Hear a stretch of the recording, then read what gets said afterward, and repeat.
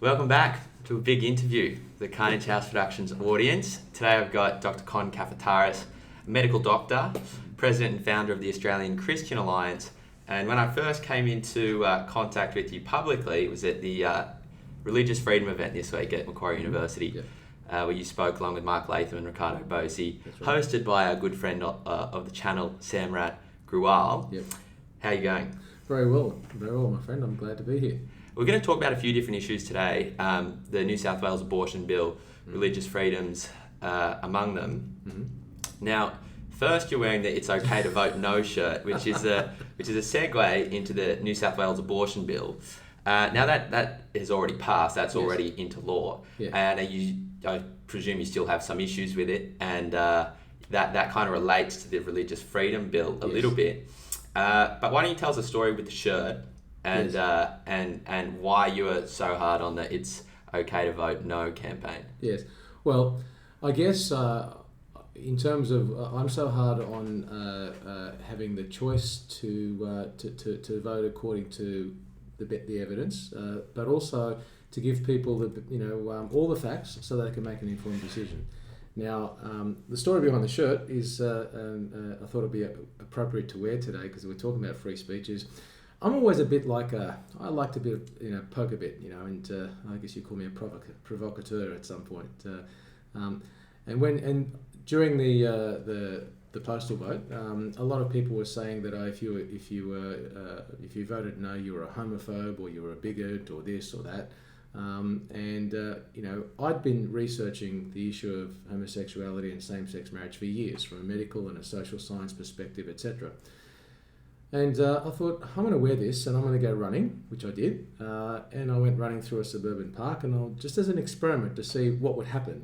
Would I get rocks thrown at me? Would I, as I'm running along, I wasn't talking to anybody. I wasn't going out there yelling that, listen, vote no or you're stupid. And a guy comes up to me and said, you shouldn't be allowed to wear that. And I said, why not? I said, he said, you shouldn't be allowed to say that. I said, well, you're wearing a Tommy shirt, Tommy Hilfiger. You're advertising him. I mean, you're allowed to advertise that, but I'm allowed to advertise my view. Anyway, we got into a bit of a discussion, and I just wanted to ask him questions about why he thought I shouldn't be allowed to, articulate my views. Through that, I was able to explain to him why I was going to vote no. I asked him, was he aware of any of the evidence, any of the reasons why you wouldn't want to support changing a fundamental, pillar of society? Because whenever you change the fundamentals of anything, you change it. You may not see the outcome straight away, but you're going to see it sooner or later. One of the things I would say during the marriage campaign, when they'd say, "Oh, it's been legal overseas for years, and the sky hasn't fallen," and I would say, "But marriage, it's a bedrock of society. It's not the roof. Okay, so you're not going to see the sky fall, but the ground underneath those societies may slowly and surely erode away, which is what we're seeing. Okay, and you won't see it for decades because it takes time for that erosion to occur. Anyway." So I would explain all these things to him, and I would ask him questions about his view. And towards the end, I said, David was his name. I said, David, I guess the reason I'm glad we had this discussion is I just wanted you to know that not everybody that votes no is a troglodyte or a knuckle-dragging, subhuman or a bigot. I said, many of us have good reasons for why we vote the way we do. And he said, no, I can see that, Con. And we shook hands, and I gave him my card. I said, I've got a website that's got a lot of information if you want it. So I gave him my card, and he went on his way, and I went on mine. And I think it was a great example of how we should be able to have free speech. So the reason I wore this for this interview was because I wanted to tell that story, because we're in danger of losing that. We're in danger of becoming a society where you have to, go with the popular narrative, and if you dare to disagree, you have the temerity to say that I'm sorry, but what the left-wing media says is gospel. They want to throw you to the lions in the Colosseum. It's like I just don't think that's the kind of society I want to live in. I don't want my kids to grow up like that. Now, what's your argument for, in terms of changing the foundation of a society, you're going to see the negative outcomes? Could you flesh that out a bit more? Okay. Well, see, you've got to look at history. because those who deny history are condemned to repeat it. Okay, and when you look at the history, okay, I'm a believing Christian, but I look at things from a scientific, historical, philosophical point of view. You've got to ask yourself, where did marriage come from? Okay, did it come from the Bible? Well, then, if it came from the Bible, then what about societies that were never Christian? Did they have marriage? Well, it turns out they did. When you look at where marriage came from, the first recorded marriage laws are in Egypt and Mesopotamia, the cradle of civilization. As a matter of fact, the Code of Hammurabi, the first known written legal code, has about 100 different, 200 and something laws on that he wrote for his kingdom, and 2/3 of them about marriage and children. As a matter of fact, one of them actually says that a man, if he leaves his wife, has to provide for the children. That's child support. Okay, and we're talking 2000 BC, all right? And so anthropologists, when they've looked at this, and this is theories. I mean, let's say if you put your evolutionary hat on, what they're saying is, well, for the first several tens of thousands of years of human beings' existence on the planet, there was no such thing as marriage. And what happened was men would go around, us, despicable males, would go around and father children and leave the woman to raise them on their own. Okay, can you imagine what kind of infant mortality rate that would have had? Because you've got predators, you've got a harsh environment. Males are stronger than females, and yet we leave them to raise, these babies. And these societies realised that unless they did something to stop that, the society wouldn't survive. So in two different places, you've got Mesopotamia and Egypt, which are the cradle of civilization. You've got laws and practices saying that if a man and a woman come together and they have children, they stay together to raise those children. That's marriage. Because I would always ask people, what's the purpose of marriage? And they would say it's about love. Okay, they'll say, oh, love is love. It's about love. You've heard that, yeah? Well, I asked this guy, David, the question. Well, if it's about love, let me ask you this. What's so special about the number 2? Why 2? Oh, because, 2 people. But why if it's only about love? And then I'd ask him a question, because he identified as bisexual. I said, well, you're a bisexual, you are. So isn't your love equally valid? If you're born that way, I said, what are you going to do? You're going to marry a man? Or you're going to marry a woman? I said, you've got to be able to marry either. You see, so I said, I can give you a good reason for 2. And he said, what's that? And I said, because every person that's ever lived has biological input from a male and a female. It takes a male and a female to make a person. Whether you say that, whether it's sperm donor or whatever, you can't make a person without a male and a female, correct? So I said, that's why number 2. And then I asked him, so why does the government care about marriage? Why does the government care who you love? They don't. The only reason governments are in the marriage business is because when people get together and they live together, what tends to follow? Children. Okay? If the male and female don't stay together to raise those children, who ends up having to raise them? The government. Now, governments make poor parents. And that's why you won't find churches, everyone talks about, churches being against this or churches being pro-marriage, whatever. Churches don't collect child support payments, do they? Governments do. So there's very good reasons why over all societies that if you go back, look, and you look through history, all societies have had a couple of fundamentals for marriage. It's one man and one woman. It's for life, and it's to the exclusion of others. Now they'll say, oh, what about polygamy? That's the exception. Okay, kings might have done it, but the common man didn't. The rich, some societies have this ceremony, some societies have this ceremony, and they're different. No, they might be different externally. Okay, it's like food. Italian food and Thai food look different, but at the end of the day, they've still got proteins, carbohydrates, and fats cooked together, okay, that give us nourishment, correct? So I'm looking at the fundamentals. So you've got meat and vegetable or some kind of organic matter that's prepared, raw or cooked, okay, that's for nourishment. Well, in the same way, the fundamentals of marriage is male and female, for the purpose of children, they stay together, okay, and to the exclusion of others. Now, think of marriage, okay, you've got a camera over there. Think of marriage like a tripod, okay? Stands very well on 3 legs. What happens if you take one of those legs away from that tripod? Is it going to stand? No.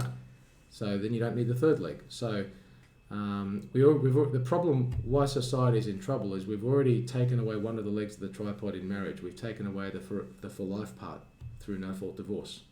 Now, many people know people who've been divorced and and the toll it takes on children. Okay, so I guess I just wanted to stop us. I mean, marriage is already damaged because of that. I just wanted to stop us damaging it even further. So hopefully that answers your question. Yeah, no, I get that. Well, let's continue this. I have a couple of questions. The first is, I'd like to understand why you think my position on the gay marriage thing has always been, I don't know why the government's involved to begin with, right? That if people want to have like property settlements or whatever legal kind of things come along with marriage that I don't know, hopefully I don't know for another maybe 10 years, that they can kind of, whoever they want to be, if they want to go to the government and say we want to share this or we need these tax breaks or whatever, they can do that. And if they want to have like a religious validation, then the churches can decide that.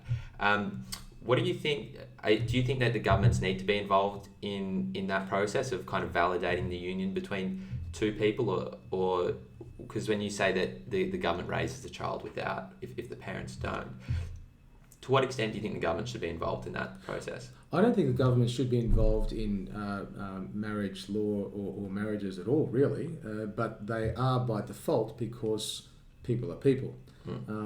And you raise a very interesting point. I mean, why I've got no issue with civil unions, you know, or if same-sex couples want to live together. Now, I'll be honest. I'm philosophically opposed to de facto relationships, but the governments recognise them as being, lawful. So, in the same way, the government needs to give same-sex couples those rights as well. So, I'm very much an equal opportunity sort of person. I can be philosophically opposed to something, but if the government does it, then that I accept that, right? So there's no reason why same-sex couples couldn't have de facto relationships, civil unions, or whatever term you want to call it garage if you wanted to, okay? But we've got to remember that words have meanings, okay? And this ties into the whole transgender narrative where people are trying to change the meaning of words, right? Marriage has a particular meaning. It always has had a particular meaning. It's one man and one woman, okay? As a matter of fact, I think the first sort of marriage act in the Westminster system was in the 1760s or something like that. And it was actually enacted, as I understand it. Now, I'm happy to be corrected if I've got details of this wrong, but my understanding is that... We have a crack research audience. I'm sure they'll let you know in the comments. No. But my understanding is that there were scoundrels, because it's again, scoundrels were going around saying to married men were going around saying to a woman that they liked, look, I'll marry you, all right, just to have sex with her. Then when she became pregnant, they would dismiss them, saying, well, I'm not married to you, okay, because he didn't want to raise a bastard child. Well, the government got wind of that, and so that's one of the first places where it became a public ceremony in sort of the Westminster type system. So men couldn't get away with that. So fundamentally, it's always been really about families and about children. Now, if a same-sex couple wants to live together and legally validate their union, they can do that with a civil union. They don't need to change the Marriage Act for that. And you're changing something that for 100% of the population that really only affects 2%, because only about 2 to 3% of people are LGBT. Okay, so I just couldn't see the point in such a wholesale change. And when you look at, and we may not have time to go into, because I don't want to spend the whole interview on this, but just suffice it to say, and if anyone's interested, if you're interested, I can provide you with details. When you look at societies where they have legalized same-sex marriage, over time, other things like sort of divorce rates don't go down. Divorce rates actually go up. Ideas that it's okay for a mother and a father to live together, or man and woman to live together without getting married is okay. The idea that children should do better with two parents, that idea goes down. You see, so it undermines the foundation. It erodes away the foundation, and you only see the consequences of that. You only see the consequences generations later. They legalised no fault divorce in 1975. They didn't see the consequences that we would be spending tens of billions of dollars a year on family breakdown 3 or 4 decades later. Does that make sense? If they knew that was going to happen, they may not have been so quick to do it. Right. So, I hope that answers your question. Good. Well, let's talk about the abortion bill. Yes. So that was passed. Well, that was moved on August the 1st, and it was only, I think, passed in the upper house not too long ago. I want to say, moved by Alex Greenwich, and there's a few little political manoeuvres going on there, it seems. Yes. But we've got this abortion topic. Removing it from the Crimes Act up to 22 weeks is legal, and then past 22 weeks, I think, with 2 specialised doctors' consent. Now, you're a doctor, so I guess you would know about this. Yes. What's your reaction to it, both as a kind of doctor or medical person, and then as a Christian, and maybe they're linked? I don't know. Well, I don't think you need to be a Christian to be pro-life. I mean, it boils down to what you see as a person, and I think that I believe that life begins at conception, because science tells us that once a sperm and egg are fertilized, once a sperm fertilizes an egg, that organism can grow and that organism can continue. And if left alone, all things being relatively equal, that organism will grow into a human being, right? It's like one of the problems with that abortion bill in its original form was, you would have an abortion up to birth almost, and if it was botched, there was no medical care given. There's no difference between. I mean, it's like when does a child, or when does somebody become a human? Do they become human after they exit the birth canal? Okay. If they're not human, if you're in the womb, the child is not human, then why not just experiment on it? Why not just harvest it for stem cells and other body parts? Because it's not human. You see, so therein lies the key discussion. Now, in terms of the process, I think there's politics behind that, and it was very badly done because the abortion is a very polarising issue. Many people, especially in New South Wales, and this is where the government was stupid, to be perfectly frank. Okay. I'm sure Gladys is watching. She's not too happy. I don't care, because it was very dumb. Okay, what was done? Just politically dumb, naive, and unfortunately, our state politicians are not alone in the dumbness, category. Because let me ask you this, Dougal. You got the biggest state in the country, New South Wales. Okay. In the same-sex married postal vote, 13 out of the 16 or 17 electorates that voted no came from New South Wales. All right. Highest percentage of religious people, even were in, and we saw that in the federal election. A lot of big swings away from Labor, based on religious freedom. So I think you're going to have a law in the biggest, most religious state in the country, with most Catholics and most people who are pro-life, and you're just going to and you're not going to carefully plan it, and you're not going to tell people about it, and you're going to try and, you're going to try and get it thrown to the table, and expect no backlash. Well, we don't. I don't know if we publicly know the details, but it seems like it was Gladys thought she might be in a minority government. Yes. And do you want to explain that for people? Because I don't actually know. Why did she do it? I guess. Yes. Well, okay. What I'm going to say is my understanding, And, I practice in medico-legal medicine, so I'll always use words like that. Yeah. Okay, so again, if your expert audience has evidence to the contrary, I'm happy to look at it. We've got the best audience on the internet. Good on them. No, so my understanding is this, that, see, the way the polls were looking before the election, it was looking like that Gladys would not win a majority of seats. Okay, she's going to win 46, 47 seats out of the 90 in the because they got to elect a speaker. And if it was neck and neck, if she had if it was 45, for example, or 44, then she would need the support of an independent to govern, just like what happened with Julia Gillard in 2010. Okay, those three men ended up being two men, Tony Windsor and Rob Oakeshott, became the most powerful men in the country, because the way they voted determined whether the government could get whether Labor could get its legislation through. So my understanding is that she basically did a deal with Alex Greenwich, and in order to ensure his support for her in the event of a minority government, and his price was this abortion bill, private members bill, because when you look at how it was passed, it was totally against the procedure of the Parliament. Private members bill don't trump normal business. They're only read on a certain Thursday. They're not read on a Tuesday. You don't take up all of the lower house time on a private members bill that quickly.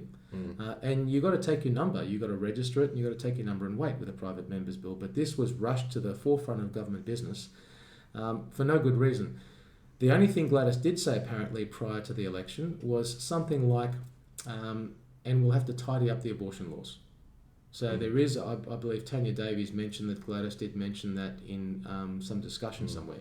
Do you have any, I don't know if you do, do you know how the mechanics of that deal would work? Because it seems like if Gladys won the election and governs by a majority, do you know what's binding her to a deal like that? That would seem contrary to her base. It seems like it would be a politically silly decision for her, at least in terms of her own self-interest, as the Premier to follow through on. Well, the problem is, as you said, follow through on.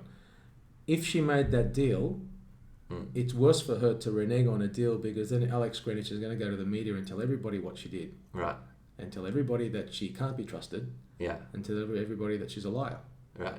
See, so again, if she made that deal, and I'm happy if it can be proven that she didn't, to me it's the best hypothesis, because prior to the election, we just didn't know, and she was looking for plan B in case it was a minority government. That's what I think. No pun intended.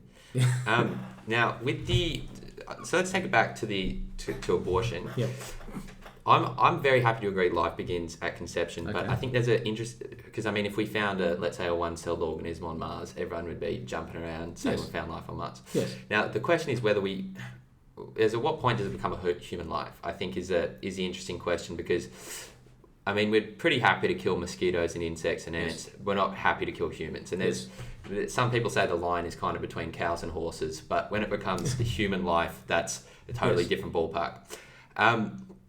Some people, it seems like in some American states, they say, at least in legislation, that it starts at 4 weeks at the heartbeat. Other people say 22 weeks. Is that viability? Is that what that is? Well, it's where because a fetus that dies before 20 weeks is considered or is termed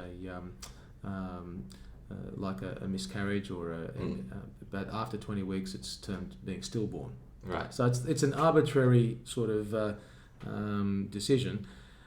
I guess what I would say is that I would consider that if you're going to say that a fetus is a human at 22 weeks or 24 weeks or 26 weeks, then you've got to say it's a human when there's a heartbeat, okay? Because the only difference, the only reason the main reason for those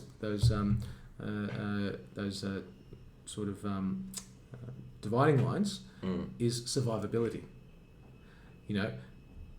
At what point can it survive if it has to be sort of taken out of the womb. Now, with the improvements in technology and improvements in medical practice, that line is becoming further and further. That limit is being pushed further and further back.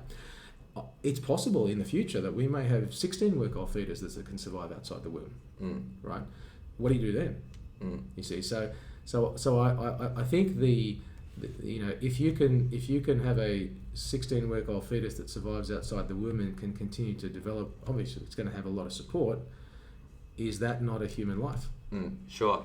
I fully understand that, and this is why I think on this issue, my personal opinion is that if you want a law that kind of works or that is kind of agreeable to like at least a slight majority of the population, you kind of have to throw logical consistency out the window. Yes.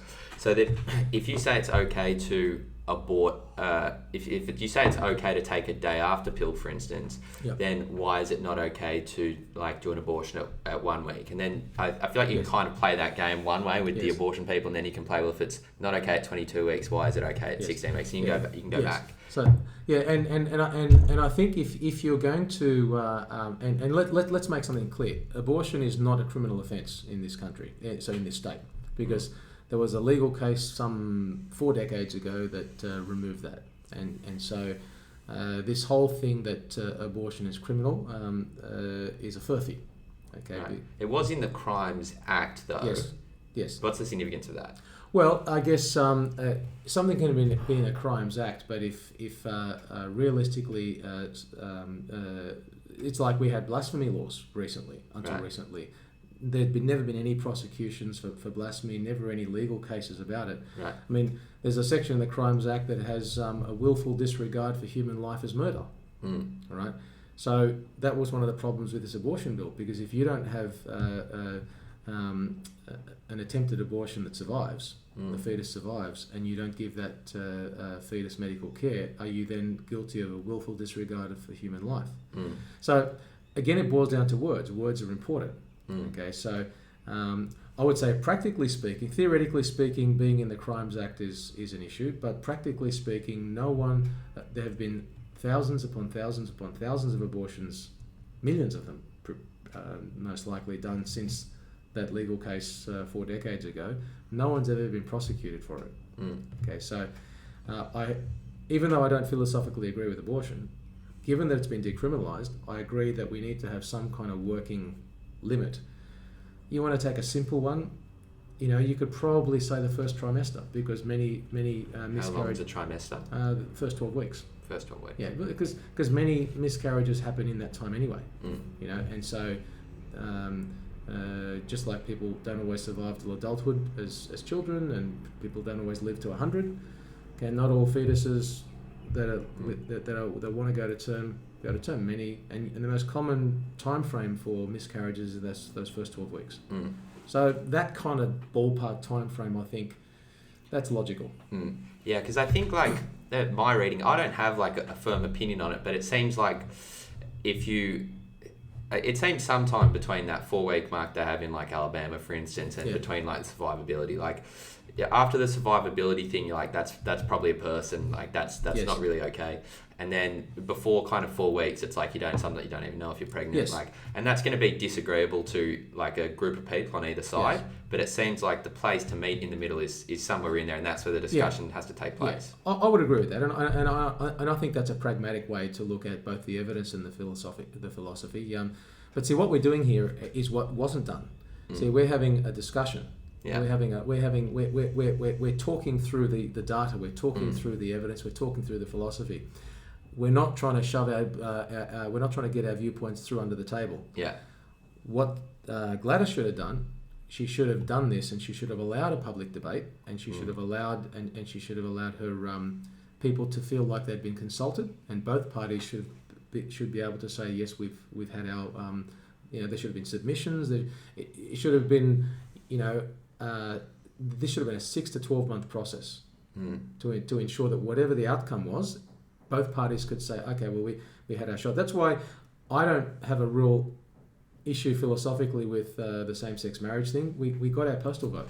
Yeah. We got our we got our attempt to have our say. I think the campaign that the No People ran wasn't the best. I would have done it differently, but I wasn't running it. We lost, and okay, we lost.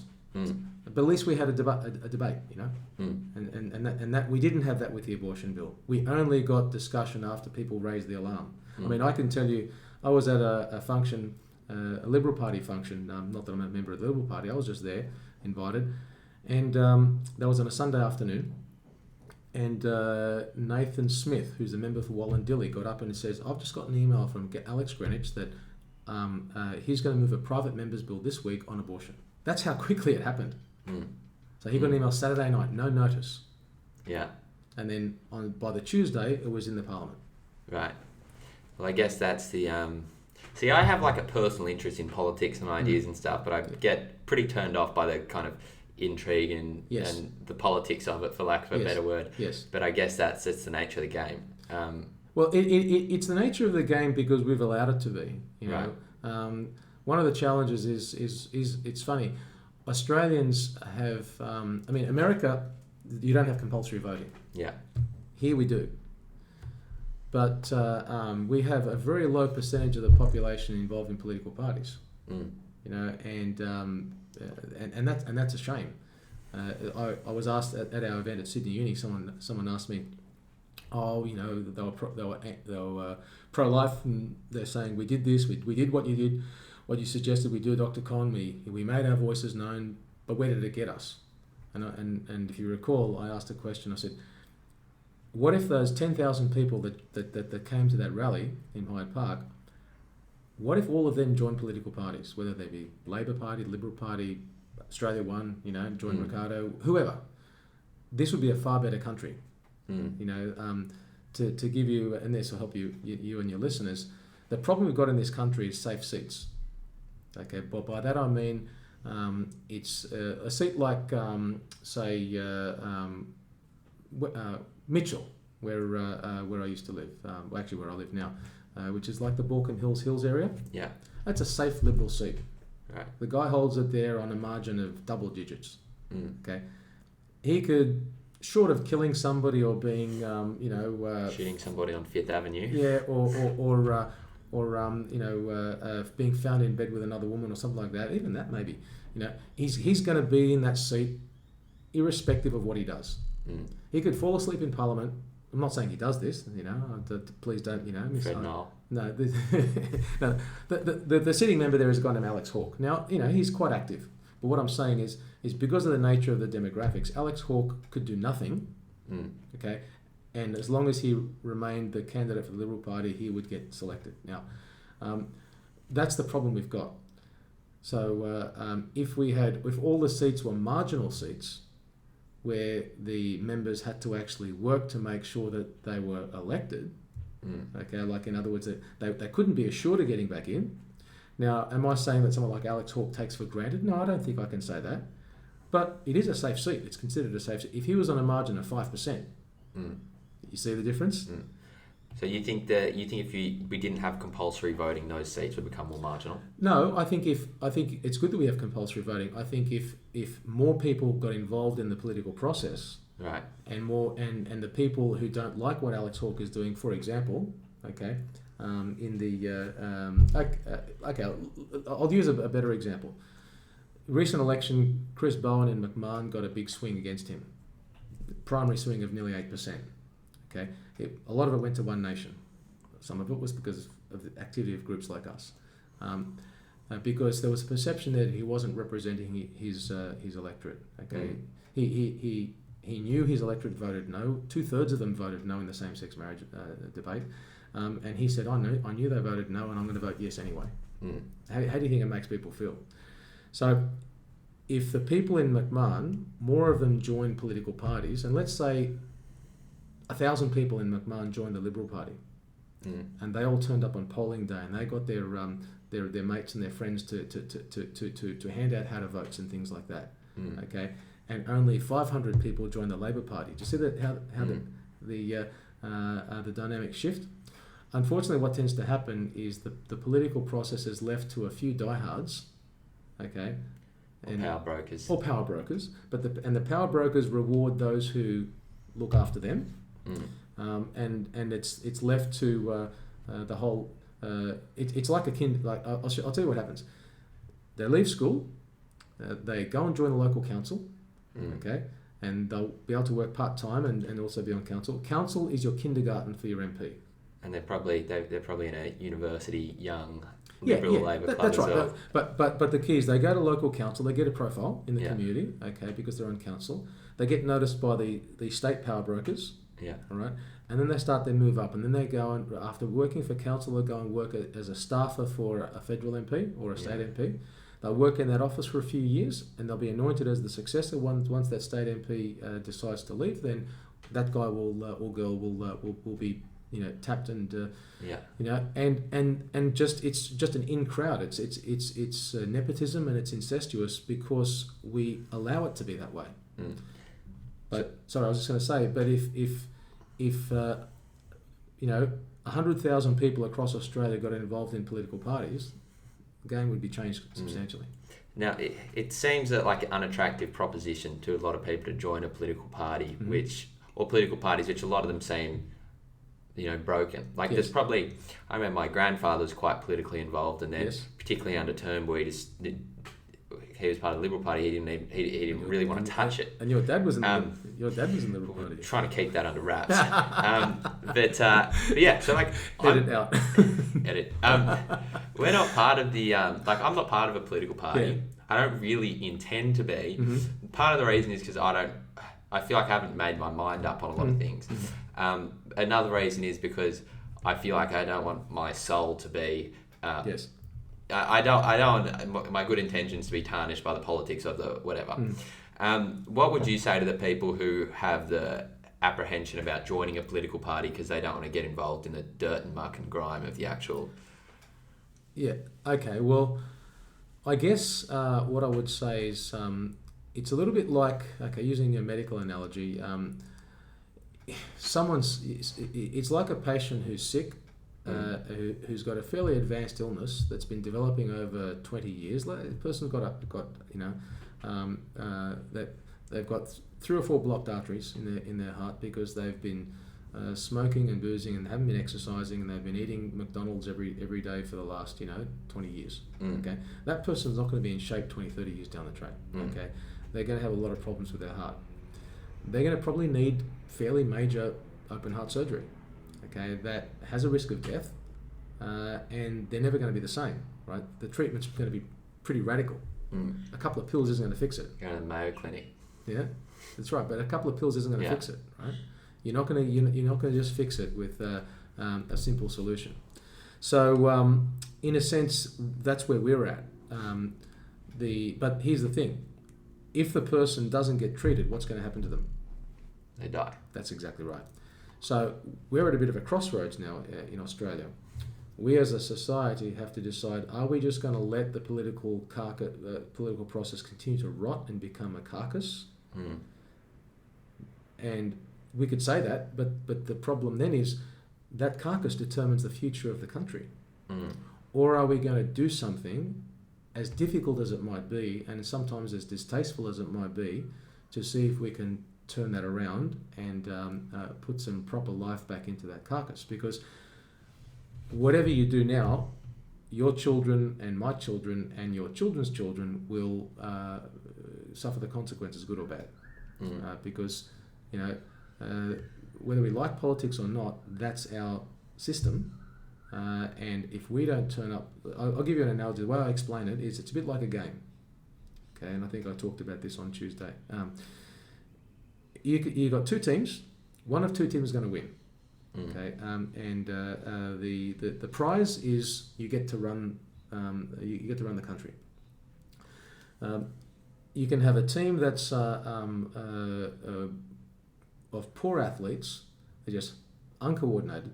Okay, and they're pretty terrible in terms of their fitness and skill. You have another team that's really athletic, strong, fit and fast, all that stuff. Call them Team A. Team B, call them that's the unfit team, right? Who's going to win the game if Team A don't turn up? Team B. Team B. Okay. Who's going to win the game if Team A, as good and as skilled as they are, don't know the rules? Team B. Team B. All right. That's what's happened. We've abdicated we've just exited the political process, and I'm as guilty as anyone else. I didn't really get involved. I've been politically aware all my life. I knew what was going on, but it wasn't until 2013 that I became politically active. Okay, so I'm as guilty as anyone else. Okay, but I just decided I'm not going to sit on my backside anymore. And it was I only got politically active when I was challenged by somebody as to what would happen to my children. So we've abdicated the political process, and that's why the gay lobby or the LGBT lobby, who represent 2% of the population, are so powerful. They've learned the rules of the game, and they turn up to play. Every time there's an election, they're out in force. For example, even during this issue of religious freedom and this exposure draft and all that, because I get their emails, because I like to know what my opposition is doing, right? And they're in Canberra. They know where the politicians have coffee. They know where they go for dinner. And she said this. She said, we've been there, we've been at the restaurants and the coffee shops, we've been talking to the politicians face to face, telling them that we don't want these laws to be made and we don't want religious bigots to be given a sword to bash gay people and all that sort of garbage, right? But they're out there. Now my question is, for those whom religious freedom is an important issue, are they out there as well? Does that make sense? So to answer your question, Dougal, it's up to you. Is the future of your children important to you or not? And if it isn't important to you, then just leave it alone. Let the others, the left and everyone else, continue to wreck the country. If it is important to you, then you've got to find a way to get involved and get active. I'm not a member of a political party personally, because our organisation, we need to work with all of them. But I am, through our efforts, people are joining political parties, and we have links with both major parties to make sure that we get good people in all of them. And I can talk about that if you want me to. Okay, well let's finish up. Your idea is that because there's a broken party, at least New South Wales Liberal Party, that we got a kind of rushed, unfinished, unpopular abortion bill. Yep. You said that has consequences that have led through to a discussion we're going to have on religious freedom. Yep. Do you think Australia has a problem right now with religious freedom? Well, okay. Best way the Ruddock report that was done in 2018 identified that we don't actually have clear legal protections. It's not like we've got anything in the United States, but what the United States have. And that people talk about Section 116 of the Constitution. That is very narrow, applies only to constitutional law. Okay. Best way to explain religious freedom in Australia is, imagine you've got a town or a community, and in the middle of the community there's a reserve, right?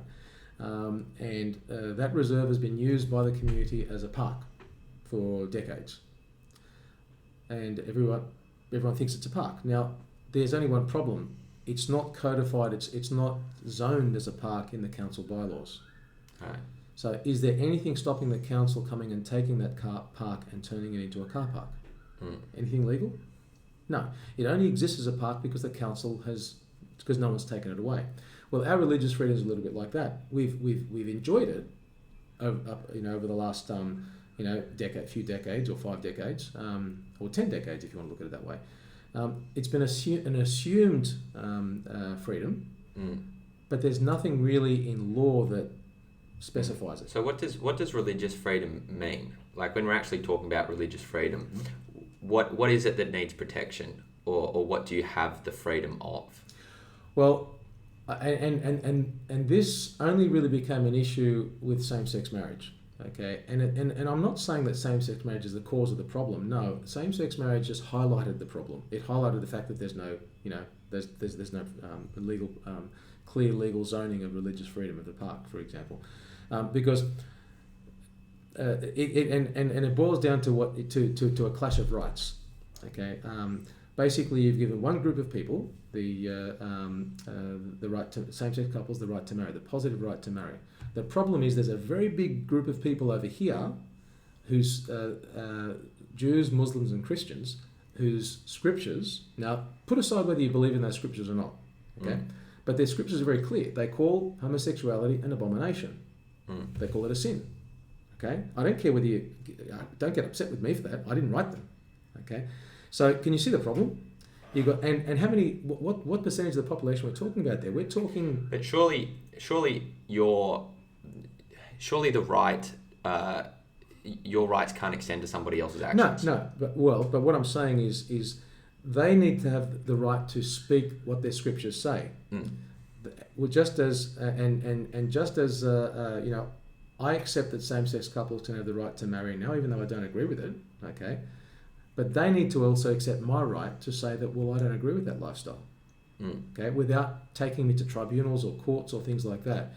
Israel Folau should never have been taken to, you know, it shouldn't have ever ended up that way. Now, whether we can debate as to whether rugby were stupid in the handling of the case, okay? But the fact is, all he did was paraphrase 1 Corinthians 6:9 to 11. Okay, he didn't say that that I hate gay people. Okay, he said this is what the Bible says about it, and he should have the right to say that. One of the Muslim clerics that I've defended with Mark Latham, like, because Mark and him got into a bit of a, and I said he's done exactly the same thing as Folau. Sheikh Shadi basically said that homosexuality is condemned by the Quran and leads to AIDS and diseases, which it does. Okay, that's the facts. I know no one wants to talk about that, but they're the facts. So we need a society where the religious person can articulate what their religion says, okay, and the non-religious person can articulate what their views are, and those statements are not discrimination. It's not discrimination for me to say that I believe that marriage should be between a man and a woman. That's not discrimination. Okay, and I shouldn't have to face anti-discrimination laws for that.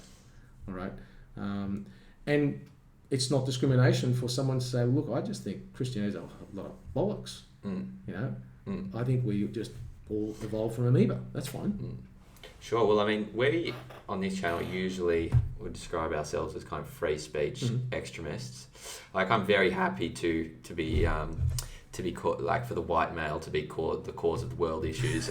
You know, according to anyone, like that's fine as long as I get to say, you know, whatever. Yes. And you know, by protecting their right to say that, I'm also protecting my own right to my own opinions. So I'm fully on board with you there. I think whether what we say, whether what Folau said was very nice, I think is a different question. I don't think it was very nice in the sense that, I mean, if you looked at the post in the big capital letters that like hell awaits you on the bottom, I was like, well, that's a bit bit unnecessary. But I think he's well within his rights to say it. At the same, it is a weird question though, because I also think that, like, I also think companies should usually have the rights to kind of do whatever they want usually. Like, the contract is like, the company's like, I like you do this work, and they're like, I'll do this work. Yes. And that's not necessarily a status quo, because there's labour laws and all these different things. I like the idea of companies being able to kind of choose who they want to work and when, and not being able to associate with the person. But I'm dribbling, as I have a tendency to dribble. Yeah. What's your reaction to kind of the company versus worker and religious discrimination? I think that I like Mark Latham's take on this.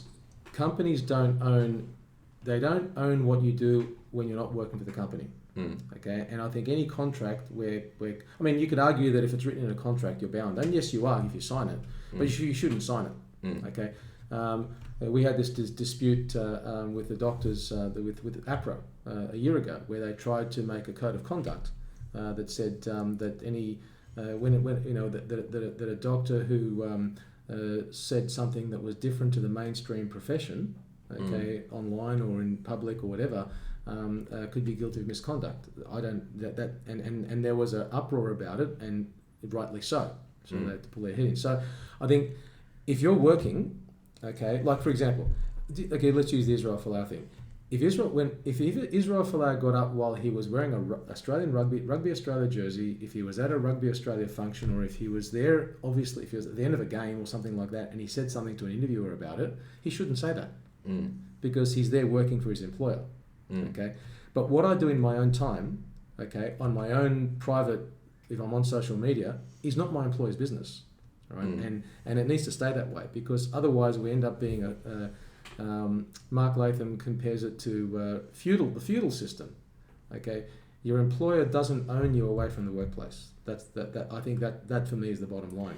Sure, I understand that, but I think like if you think about what is a law, what would that law kind of entail? It's like, let's say the company fires a person for something they do away from home or away from the workplace. Like if you had the law that kind of protected the worker in that sense, what it seems like that would actually mean, it would mean like fines or serious like legal penalties for the employer.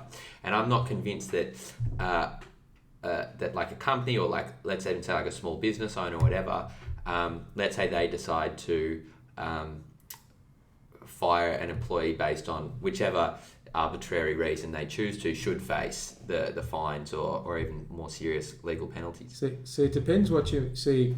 If we're talking about, again, it's something that's got to be discussed in context and in situation specific, because what are you talking about what an employer does? If an employer just verbalizes what their faith says, that's one thing.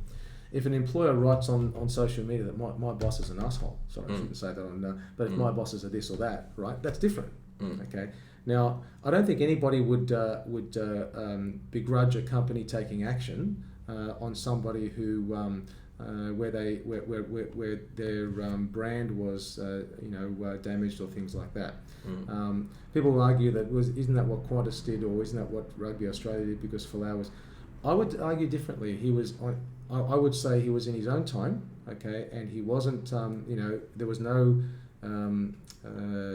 He didn't have any type of wallaby motif or anything like that. Yeah. So I think that's where we have to find a common ground, that where and that's the complex thing with these religious discrimination laws. The government's going to have to find, okay, when does a company suffer a justifiable hardship and it justifies sacking. One of the good things about Mark Latham's bill is that he specifies that secondary boycotts and things like that don't satisfy that test. Sure.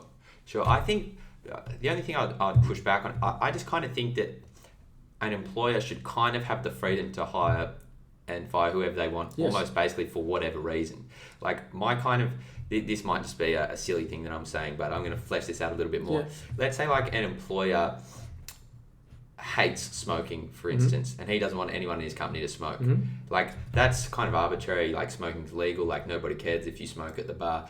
Like I've prone to an occasional one myself. But if an employer decides like irrationally, let's say irrationally, that he's going to fire you because you found out you were smoking, like should that employer go and face like tribunals and stuff? Like I'm not convinced. And see, it depends. Philosophically, I don't disagree with you. I don't disagree that an employer should have but we don't live in a purely philosophical world. We live in a world that's governed by a legal framework. Okay, and so if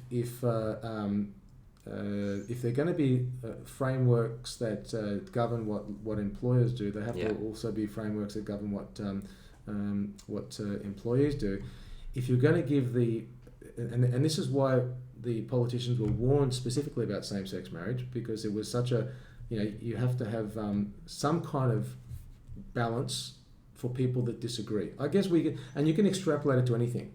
Whenever you've got something where there's such a dichotomy of views, abortion's one, euthanasia's one, same-sex marriage is one, and it could be anything. Okay, but if we're going to live in a civil society, there has to be a mechanism that accommodates that dichotomy. If you give too much weight to one side, you end up creating lawfare. And the only winners out of that are the lawyers. They're laughing all the way to the bank, right? Whereas if you have equal sort of power in terms of those rights, in other words, you don't have a positive right for one and a negative right for the other, then you get much less lawfare, because the person who's thinking about taking someone to court looks at the laws on the other side and says, oh, well, I might not. You know what I'm saying?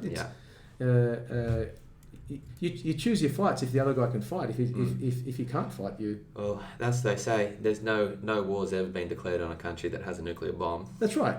And and maybe if I can talk a little bit about the ACA and sort of sure. And I think. Because you were also going to ask me about the CDP at some point. Sure. Well, look, to be fair, I'm enjoying it. I'm happy to go. I'm happy to go. No, I'm happy to go too. Well, let's finish this. Let's finish this religious freedom thing. Yes. So, you're playing some advisory role or trying to encourage the government to pursue a religious freedom bill that accomplishes what objectives? Well, okay. I guess I'm working with different religious groups, and I'm trying to do two things. Firstly, I'm trying to bring together an alliance of different religious groups, where basically, and we've got a name, it's the Australian Religious Alliance. Okay, it's not formal. We haven't formalised anything as yet, but I'm wanting to bring everybody around the table so that when there are issues that affect all of us. As religious organisations, we can work together, okay, rather than fighting each other. Okay, if there's a common enemy, we're better off united rather than divided. And I've been amazed at the level of support for that. I've got very good relations with the national Jewish bodies, the Sunni Muslim, the Shia Muslim, the different Christian denominations, Orthodox, Catholic. It's great, and so.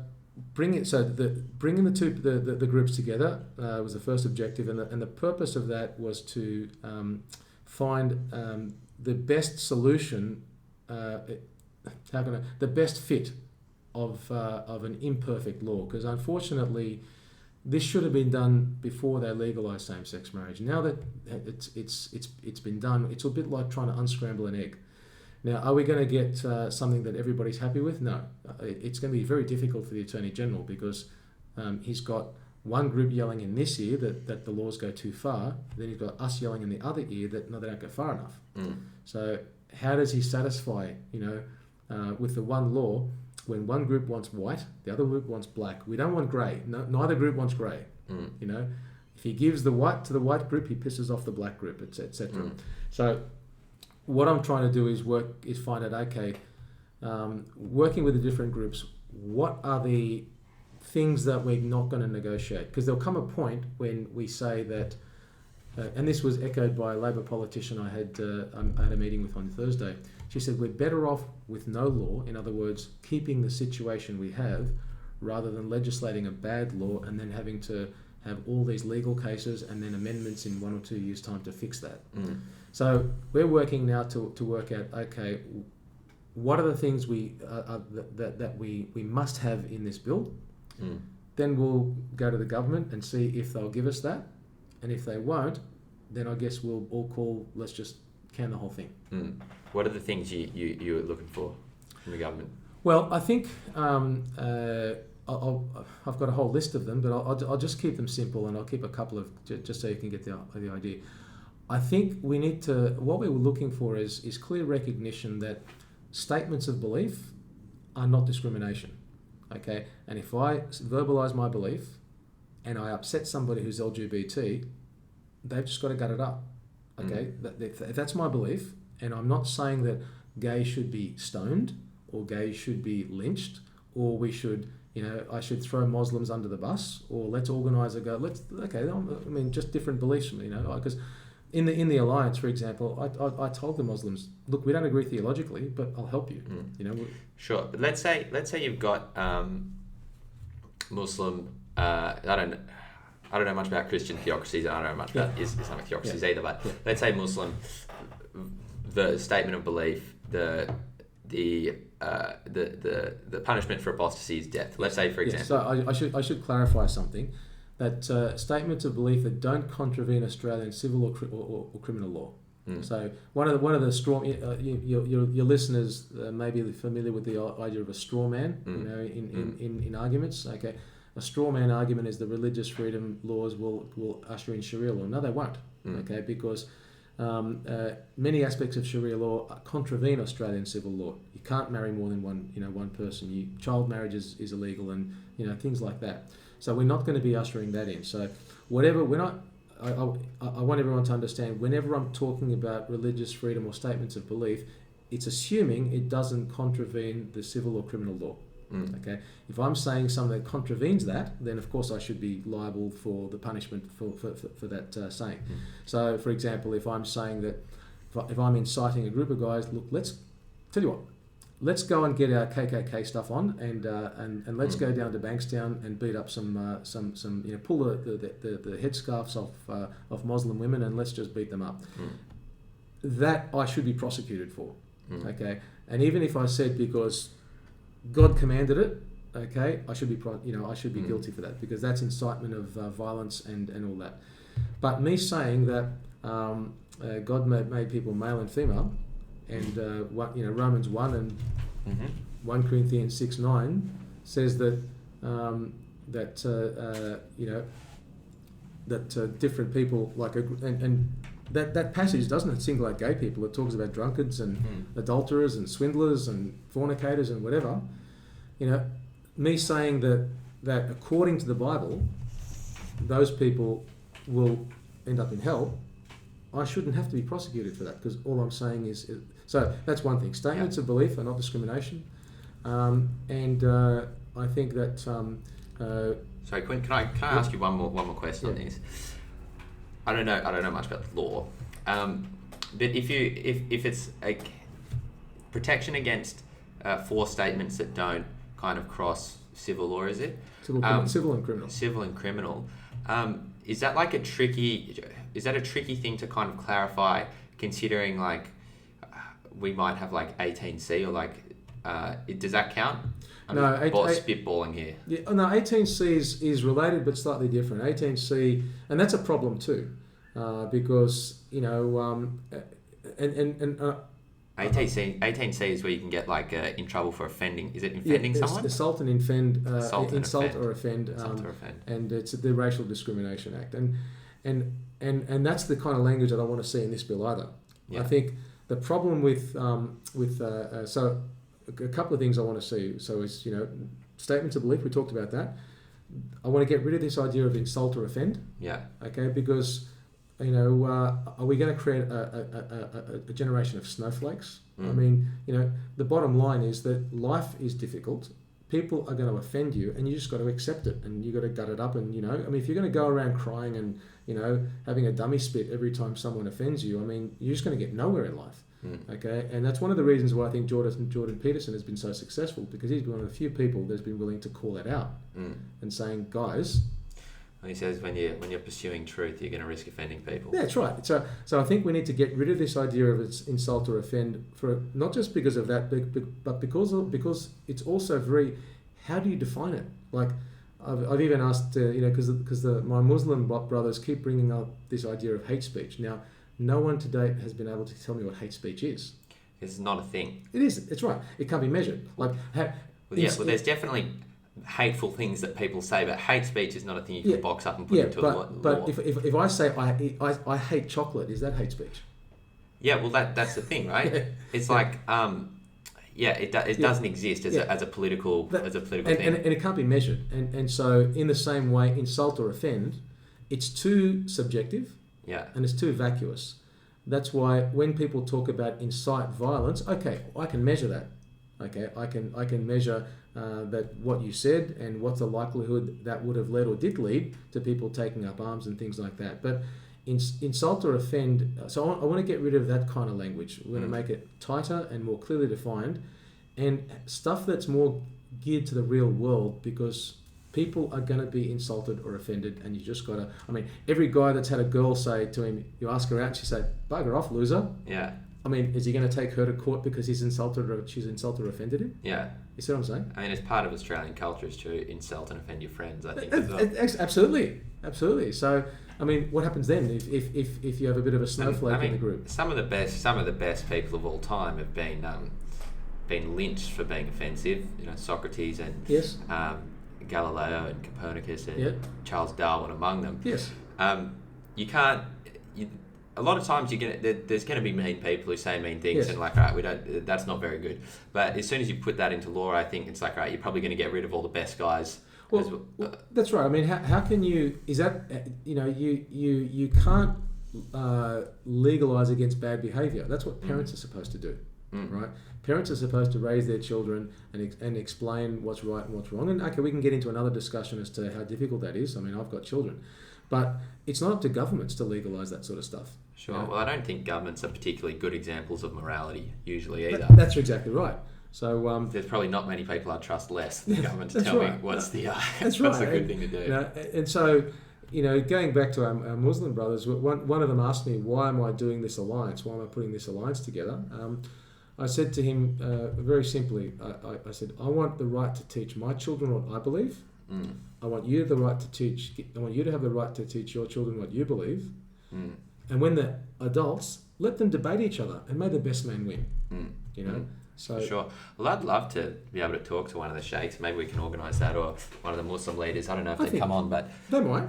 I'll talk to them. We'll see if we can pull a few strings. Yeah. Well, that's good. I think we'll see if we can cover that as developments come out. Yes. Do you have a time frame? What you're looking at? Well, it's difficult to say because everything has been kept under wraps, and that's another thing that's wrong about this process. It's a little bit like the abortion bill. Things are, we just don't know. My guess is that because there are only a couple of weeks, there are only 3 sitting weeks left in for Parliament for the year. There's 2 weeks in November. There's 1 week in December. They will either the first sitting week or the second sitting week in November. They'll release the bill. It will go through the House of Representatives. But the problem is there's not going to be enough public debate and discussion about it. So I think they'll be making a very big mistake if they try to rush it through. I personally think they should slow it down. And anybody who's listening and you want to contact your federal members, especially those in the Liberal Party, please do so and tell them to slow it down. So we've at least got time to analyse this bill, time to go through it and see, where the fine print is. Because that's the problem, isn't it? It's always the fine print that gets you. And that's where the politicians make their buck. That's right. That's where the dark money comes in. That's right. So there's nothing, and the other problem the other thing I don't want to see is if they do get it through the end of this year, they'll go to the Senate. The Senate's going to say, we need to put it to a committee, Legal and Constitutional Affairs Committee. That'll call for submissions, public submissions. For the last 2 years, we've been doing public submissions in January because of these committees, and I think people are sick of it. Just give us a holiday.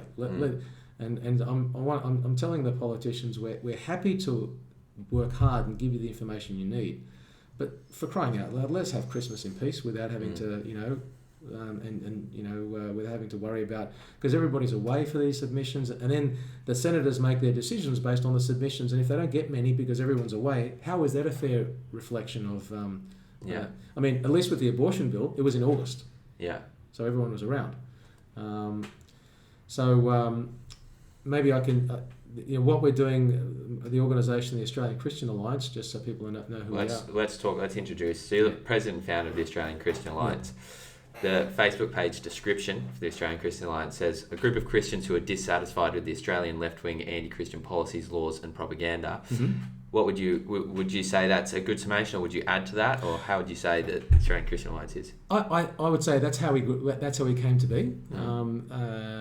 That's a good way to start. The mission statement for the ACA, because I thought about that and for a little while before we sort of incorporated.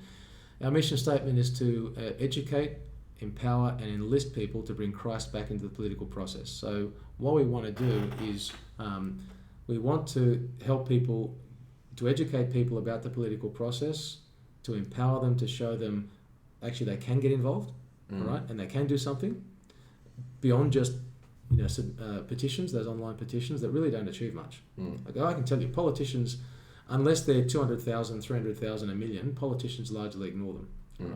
Right? And then we want to enlist those. So those that say, look, I'd like to do something, we can show them, okay, these are the pathways you have. Even though we're an alliance of Christians, we're working with all faiths, and we're even working with people who aren't Christians, and even people who aren't religious. Some of the people at that meeting on Tuesday night came up to me and said they weren't religious, but they believed in freedom of religion. Mark's not religious, exactly. Is he? Mark Latham, and he's spoken at three of our first public event that we had in March of this year before the state election. Mark was the speaker, and he's a great guy. he understands the contribution that religious people have made and have to make, because whether you like it or not, religion gives people a value system. And for the majority of religions, okay, we can put aside things like Satanism and the flying spaghetti monster. But if you look at the majority of the big religions, they do give people a moral framework, and people with a moral framework are better than people without a moral framework. And so whether you can agree with the framework or not is another matter. But at least, and I think Mark recognises that a lot of the good that's the St Vincent de Paul Society, St Vincent's Hospital, a lot. They all started as religious organisations. The universities, I don't know if you know your history, but in medieval times up to the Renaissance, the universities were started by churches. So religion has a great contribution it can make to this country, provided that people who are in those religions have the right. I guess they want the right things. I'm not for agendas and pushing someone's political agenda. No. And speaking of Mark, on the 30th of November, we'll be having another public event in Fairfield, and you can put the links in your... Put the link in the description. Where we're having 5 MPs this time, state and federal, talking about religious freedom. Okay. Okay. Well, that's good. I'm sure if you're interested, you can go and check out the event. Yes.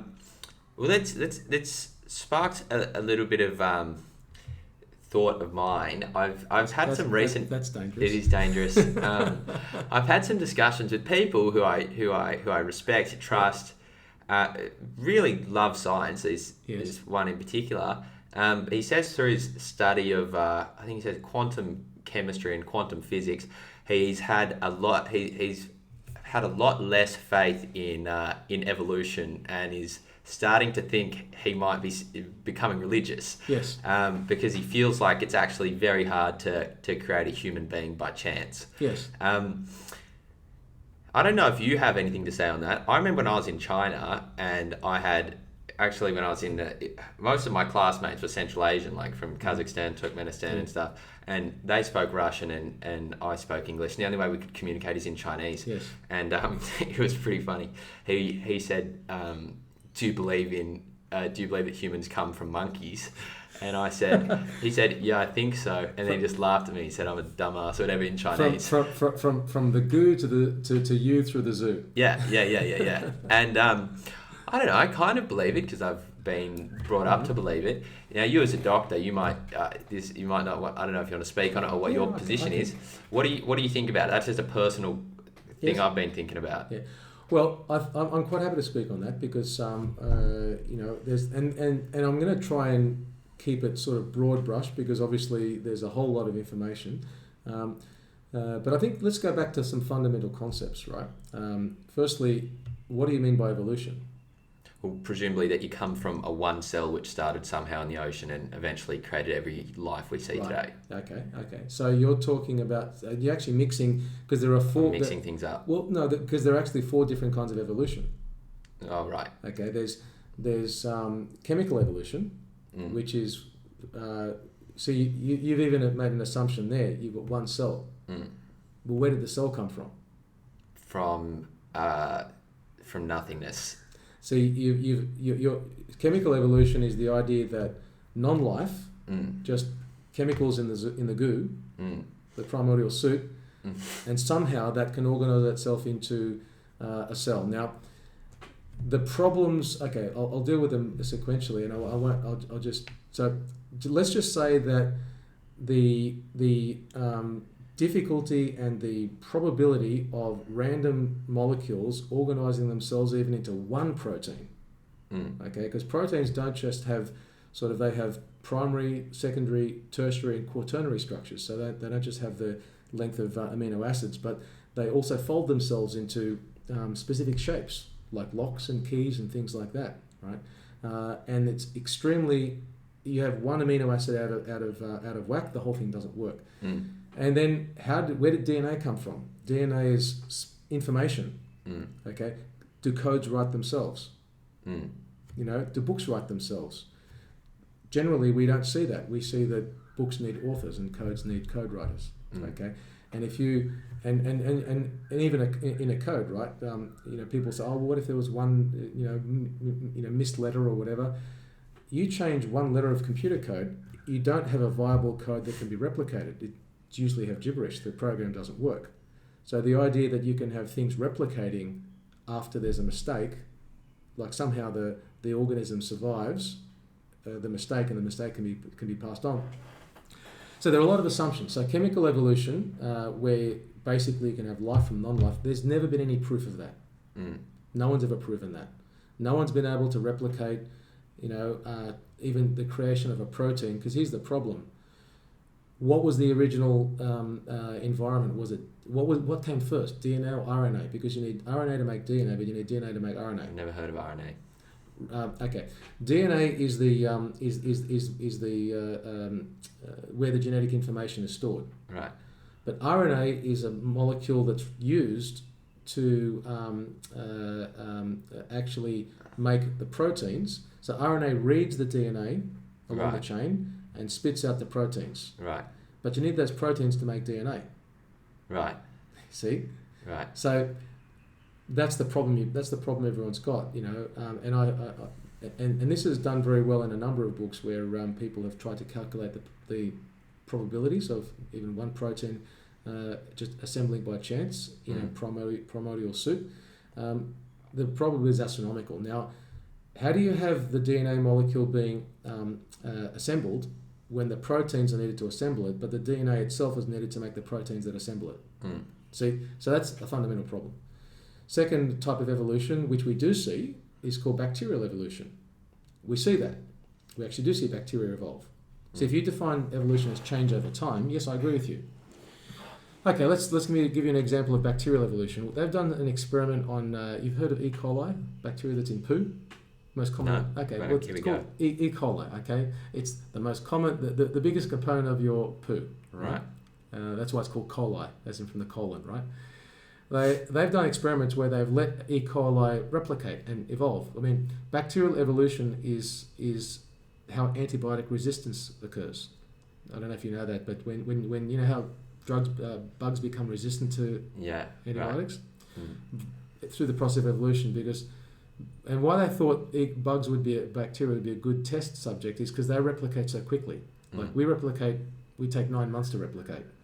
Bacteria might take 9 hours. Okay. So, and you can have thousands and tens of thousands of generations of E. coli in one sample. When they do that, guess what? So now I'll give you, E. coli is a bacteria that looks like a rod. You've got other bacteria that look like a bunch of grapes. Right. Okay. The 40,000 generation of E. coli through evolution stays a rod. Right. It doesn't change shape. It doesn't turn into a bunch of grapes. It doesn't. It stays E. coli. You see, so even allowing for bacterial evolution, it's like the man stays a man, right?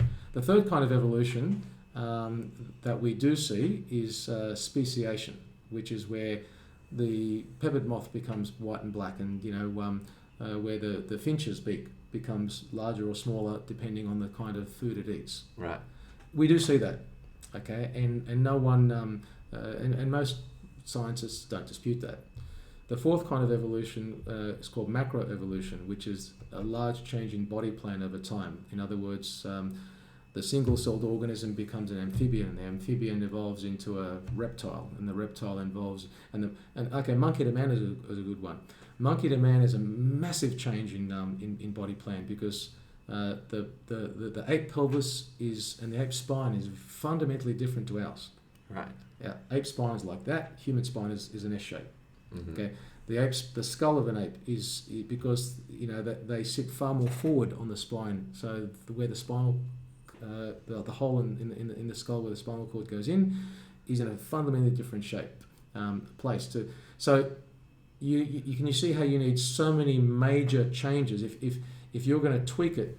And here's another. So we've never seen any evidence of that. Here's another problem for your theory. The Cambrian explosion. the Cambrian explosion is an event 550 million years ago. Now, I'm not one of these Christians that think that the world was created, in 6 days, well, not 6 literal days, 6 periods, yes, perhaps, but not. I don't believe that the Earth is 10,000 years old or something like that. There are Christians out there that believe that, but I'm not one of them. I accept the age of the Earth, and I accept the carbon dating and all that stuff, right?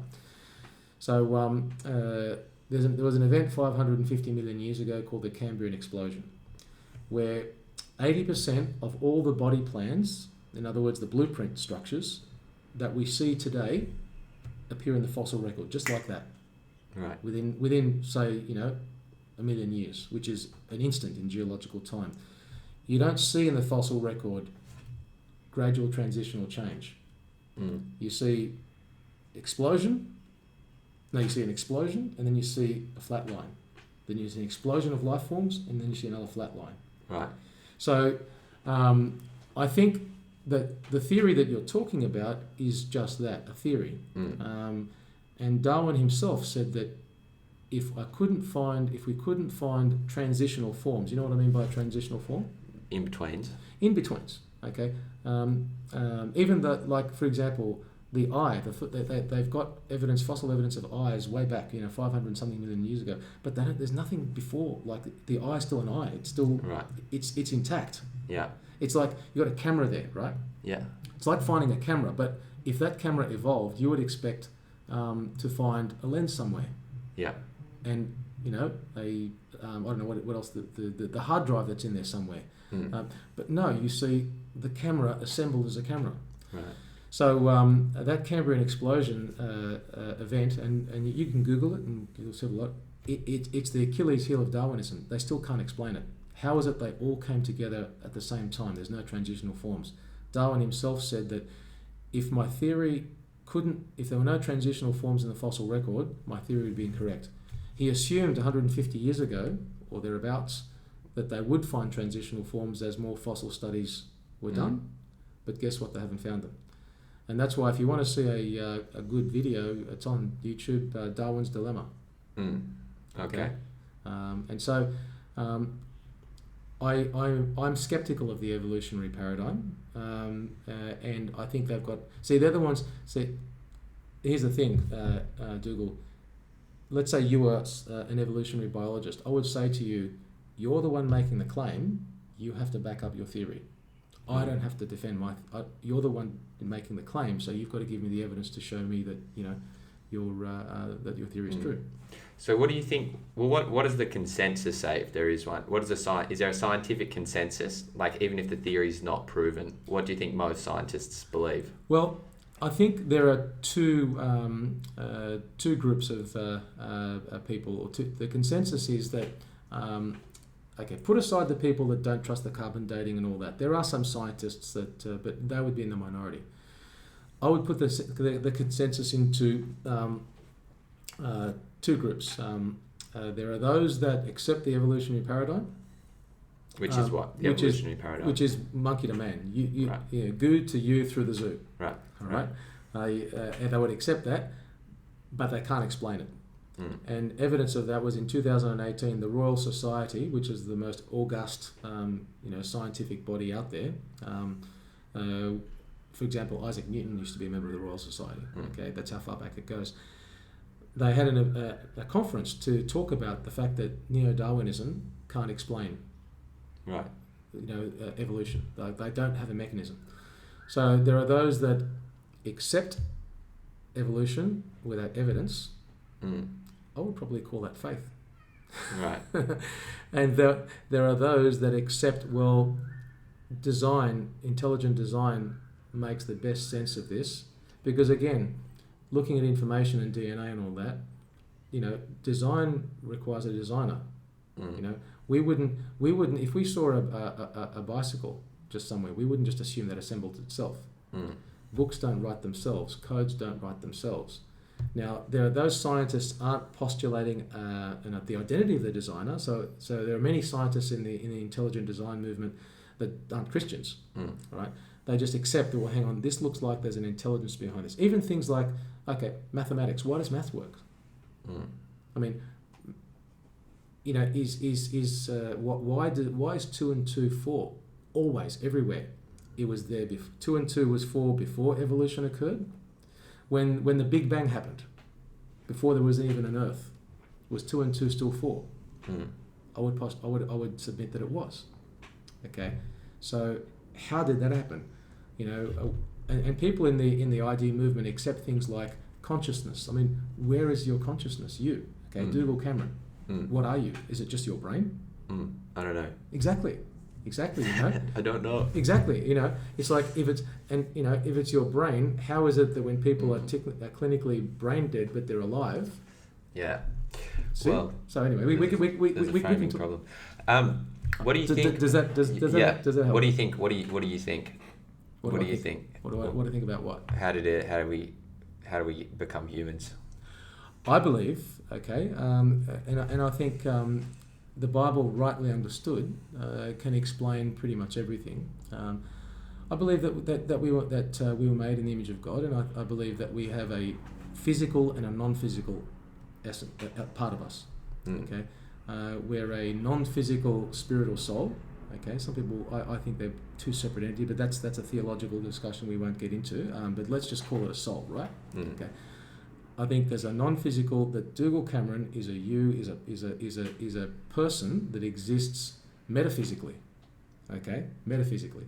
All right, you exist, and you've existed without the body, metaphysically as a soul. You inhabit that framework that you've got now. Great right? Framework. Yes, exactly. Okay, one day that framework's going to break down and die. But I believe that the soul that's in us doesn't. Okay, and the whole phenomenon of near-death experiences and all that, which you know we could that'll be another rabbit trail for us. But there's the scientists that believe that, they call it naturalism. Naturalism means that nature is all there is. That's it. There's nothing supernatural. They can't explain where consciousness comes from. They can't explain, because here's a question. You have fun with them. They'll say, "I'm a scientist. I believe in only science." See, even science can't explain science, because science is only experiments. How do you do an experiment on what science is, right? But I'll ask you this question. Let's say you're a hardcore scientist and you say, I ask you, what do you do science with? And they'll say, well, they're going to say my mind. Oh, you can't say that because you're a naturalist. I'm going to ask you where the mind is. So he'll say his brain. I'll do it with my brain. Okay. Where did your brain come from? And they'll say, well, I'll ask them, so you believe that your brain is the product of evolution. In other words, it's the end product of a random, unguided process. And I said, and you trust your brain? You see, I believe that my brain is inhabited by my soul, which is a mind that's made in the image of the great mind. See, because it's like, what came first, mind or matter? Minds can create matter, but matter can't create mind. We've never been able to show how matter can create mind. So intelligent design, whether you call it God or whatever, postulates that a mind created the matter, and I'm made in the image of the great mind. I inhabit the matter for now. One day that matter will die, and my mind will go. And according to Christianity, it will go somewhere, and other people will go other way.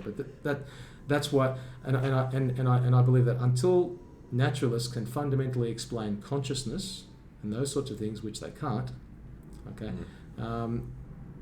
then they've got to give me a better explanation, because I've given you've told me, and hopefully what I've told you. Well, let me ask you: put aside whether you believe it, but has what I told you made sense? Yeah. Okay, so it's logically consistent. If there is a great mind, that great mind could have created matter, and he could have created, But if someone doesn't believe me, that's fine. They've got to give me a reply that makes with evidence. So in terms of what might have actually happened, do you have any idea how physical bodies got to where they are? Okay, well, how physical bodies got to where do you mean how physical bodies... Like, have we always been like this, do you think? Or do you think we evolved from something else? Well, okay.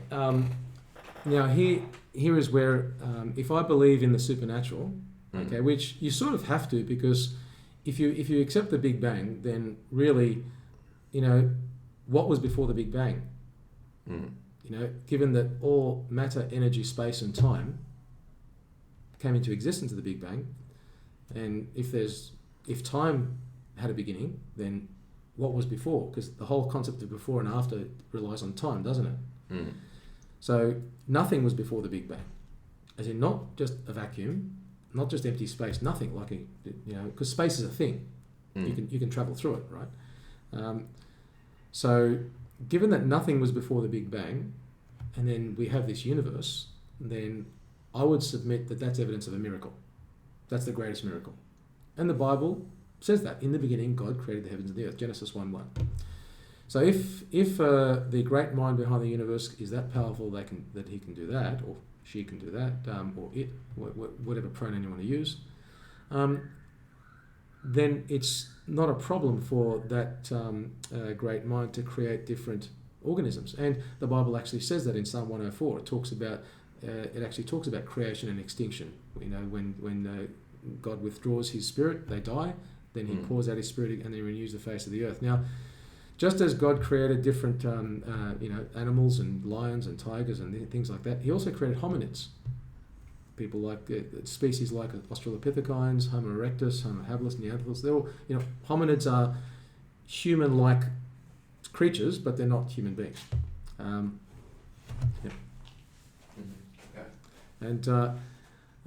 we know that humans are fundamentally different from any of the other hominids. So you could consider those hominid species just like the great apes. So I just think that, to me, God is a creator who loves to create. Why do people make different kinds of cars? Because they just, they like to make cars. If they like cars, they like to make different ones. If you've already got one, if you've already got the Model T, why make others? Well, we like to create. We're made in the image of God who likes to create. So I believe that the different hominids were just different species. They were created by God. They went extinct. We were created in God's image, and we have that image of God, that essence that allows us to have language and see. And I was listening to a podcast on this the other day. That seems to be what sets us apart as human beings. We have the ability to have language and symbolism, and no other species have that. And language is just something that's so far apart from the rest of the animal kingdom because that's what animals can communicate. I'm not saying that apes don't communicate with it, but they don't use language. They don't use symbolic thought the way humans do.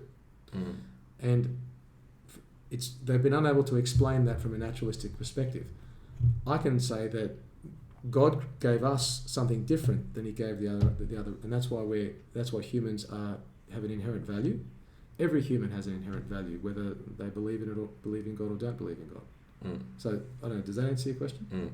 Do you think this might be hard for you to explain because we don't know? Yes. Do you think it might have? Are you saying it might have been possible that the starting point for physical animals was kind of similar to where we are today? That hominid kind of started. When you say starting point, what do you mean? Well, do you think the hominid started from a hominid, or do you think it started from something before a hominid, if I'm following you correctly? Yeah, I don't believe in macroevolution. I don't see any evidence of it, because for a hominid to come from something beforehand, you remember that problem of the major changes in body plans? There aren't any transitional forms that we see. What makes more sense to me and what the fossil record shows is explosion of species than an extinction event. See, the event that killed the dinosaurs was only one of a number of extinction events that's occurred throughout the history. Life's actually been on this earth for 3.5 billion years, if you count bacteria, right? And there have been a number of extinction events along the way. So I just believe that God created each body plan, or kind of animal, like, cats. He created a cat-like animal, and you can have big cats and small cats, and perhaps there was some, evolution, for want of a better word, but a lion's basically like a house cat in terms of its sort of basic structure. it's obviously different. You wouldn't have a pet lion. No, a boa constrictor is similar to a garter snake in its basic structure. This one's bigger than the other. A reticulated python is similar to a brown snake. Okay, but hominids have got far more. If someone were to show me evidence that, say, Homo erectus evolved from gorillas, but then you got a problem because they walk erect, and gorillas don't. Okay, then so that's the fundamental problem we've got. If you were to show me evidence that one group of hominid that walked erect evolved into another group of hominids that walked erect, and there are only minor changes in body plans, and there was evidence of that in that fossil, I would be happy to accept that. But it doesn't change the problem of language, and it doesn't change the issue we've got of where did our culture and symbolic thought come from. The other problem is they keep rewriting the hominid tree. Right. Because they used to say that it was, I've actually got a presentation on this. At some point later, I can give it to you. Cool. They used to say that Australopithecus africanus led to this, led to Homo erectus, led to Homo habilis, led to Neanderthals, led to humans. Well, then they realised that no, Neanderthals didn't lead to humans. They were an evolutionary side branch. Right. Then they discover more fossils, and they say that this hominid isn't in the tree in the chain either. It's an evolutionary side branch. Right. So every time they discover new hominids, they have to rewrite the pathway. Right. To me, that doesn't sound like a like a theory that's got a lot of validity. Now, would you like me to? Okay, well, I'll ask that question a bit later on. But what do you think? Have I answered your question? Yeah, answered it. What were you going to say? I was going to say my view on why evolution and naturalism is so popular it was summed up by Aldous Huxley, as it actually said this, and I'm going to paraphrase him because Aldous Huxley wrote Brave New World. Right. He said, and it was also paraphrased by Christopher Hitchens. You know who he is? I quite like Christopher Hitchens. Yeah. I was having a talk about him yesterday. Yeah. Side note, Yeah. I think it seems very strange that I feel like it's his death. I think it was in 2011. Yeah. Basically, we see in that exact same time the social justice left Yes. come forward. Yes. And I think if Hitchens was alive, the social justice left wouldn't be nearly what it was today. I agree with Because you look at what Hitchens said about feminism or about Islam, totally different Yes. to what the social... And he was the big hero of the... I really quite like him. Yeah, and he was a very good speaker, and he was some of his views were aligned disagreeable from the Christian perspective. Oh no, but look, I've seen him debate Christians, and the problem with Hitchens, he's a very good speaker, but he's not necessarily a good philosopher. Right. And some of the things he said were, you could easily take them apart. But I like what you said about him. He was. I think you're right about the social justice left. There needs to be people who are calling out the hypocrisy for what it is. Now, Hitchens would talk about we don't need God as some cosmic North Korean dictator peeking into our sex lives. Right. Right. Aldous Huxley, decades before that, said, paraphrasing, he said that for him, atheism, materialism, was a means of liberation. He said, liberation to pursue my sexual freedom. Yeah. Because the problem is, if there's a God, then you're accountable. Well, assuming you got the guide, he wants you to do stuff. Yeah, but let's assume if there's a God, if let's assume I'm right, and let's say the God of the Bible is God, and he's the boss, and you either live by his rules, or you don't, and if you don't, there are consequences. Now, the problem is, and I relate to this because I didn't like this about Christianity before, because I didn't grow up a Christian.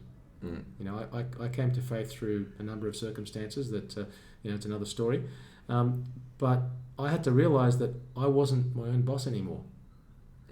And many of us, we want to be our own boss, and so many people will look at whatever they can to maintain that control of their lives, because then they can do what they want. There are no real moral consequences to what they do, or maybe less moral consequences. They're only bound by the law of the land. Whereas I'm bound by two laws. I'm bound by the law of the land and the law of God. For example, I'm a single man. Okay, I can't go and just pick up a girl at a nightclub as much as I'd like to, because I have the same desires as anyone else. I'm not single by choice, but people have their own free will, and I was married before, and people make choices, and that was her choice. But and I would say to people, to gay people during the same-sex marriage debate, I would say, look, if you're a Christian and your only option is celibacy, okay, until God brings you a wife, well, same with me. I'm no different. I can't go down to a local nightclub and pick up a girl because the Bible doesn't allow that. If I'm going to live consistently, that's what I have to do. Or I can dump Christianity altogether and just live my own way. Do you see what I'm saying? Mm. So I think for a lot of people, that idea of having to surrender their lives to a superior being, it's objectionable. Mm. That's just my view. Mm. Yeah. And I think Hitchens would have been much the same, and certainly Aldous Huxley was saying that. Yeah. Okay. Great.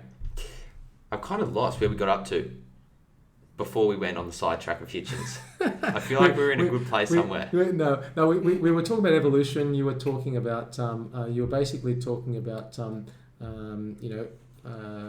guess, why, we talked about the value of religion, then you talked about evolution, and then we... Yeah, well, anyway, I think we had a pretty good go of the evolution. Yes. I think, as far as I can tell, as far as from my perspective, it seems like both explanations have a lot of questions that they have to answer. Yes. And it seems like evolution has a lot of scientific questions it's kind of unable to answer. That's right. But then if you're thinking from kind of how would I say it? If you think about the world in a lens of what you know, and this supernatural is almost like by definition what you don't know, it's then very hard to relate that to like the world, and that seems like that's an unlikely explanation considering you haven't experienced something like that. And I'm sure maybe you'd push back on that. But okay, you keep going. All I was going to say is that it seems like both explanations are unlikely. Well, it depends on I think a more fairest way to state is that both explanations of questions to answer. Because if you say unlikely, that's a relative statement. Yeah. Relative to what? Mm. Okay. And if you say unlikely, what you're saying then is that you've evaluated the evidence. Mm. Okay. And so I think that you can't say that they're unlikely if you haven't evaluated the evidence. So you can say that they're both are questions, absolutely. Now, in terms of the supernatural, you've assumed a priori, in other words, before the data, before the fact, that nothing supernatural exists. No, all I'm saying is that from a perspective is what it seems like. Yeah, well, if you had a supernatural encounter, then your perspective is different. Sure. So, there's one guy named Craig Keener who's done a 2-volume study of miracles, and where he's gone and researched them all. It's thousands of pages long, and the question is: are all the 250 million cases that he mentions? He hasn't documented every single one of them, but he's documented a lot of them, and then he's documented and then he talks about others. Are they all hallucinating? Are they all? See, that's the big problem. If you allow for the possibility of the supernatural, well, then it's only and that's in a way a more intellectually honest approach, I think, because you're acknowledging that science has limits. Mm. See, by definition, whenever you get to the limit of the natural, you are in the supernatural, okay, or metanatural, whatever word you want to use. To say that there's nothing beyond science is a very difficult statement to make, because you can't even explain consciousness. And I'll give you an example of the problems that science has. Science can't explain historical events. Okay, science can't prove that what you had for breakfast this morning, because we'd have to rewind time and do an experiment, right? When you're looking at historical events, you're looking at what's the best explanation beyond reasonable doubt. You've got a set of evidence, You've got a couple of explanations, and you've got to marry them together. Which one gives you the best? So, even something as fundamental to Christianity as the resurrection of Jesus, right? People say, "Oh, that could never happen. People don't rise from the dead." Well, okay, that's what you say, but let's look at the evidence. Okay, so I'm going to give you some facts, okay, that are acknowledged by, and I'm not picking on this example I'm just giving a specific example of the problems that both sides have to face. These are some facts. I'm going to give you 5 facts that are accepted by the majority of New Testament scholars, both atheist, conservative, and liberal. Okay, and we're not going to talk about the Bible. All right. Firstly, almost everybody accepts that Jesus Christ was a historical figure, and he died by crucifixion. Okay, we've got some archaeological evidence to support that as well, and some ancient sources, but everyone accepts that. Next fact is that they accept that the tomb was empty. Right. The next fact is that the disciples believed that they saw Jesus risen from the dead, so much so that they were willing to be martyred. So whether they actually saw him or not, that's not what I'm saying. They believed that they saw him. You follow? Next fact is that a sworn enemy of the church, Saul of Tarsus, becomes the Apostle Paul because he says he saw the risen Jesus. So he had no reason to lie or invent things because he was a sworn enemy. He was actually going around killing Christians. And the next fact is we have a skeptic. Okay. Who are the most skeptical people in your family? Your brothers, right?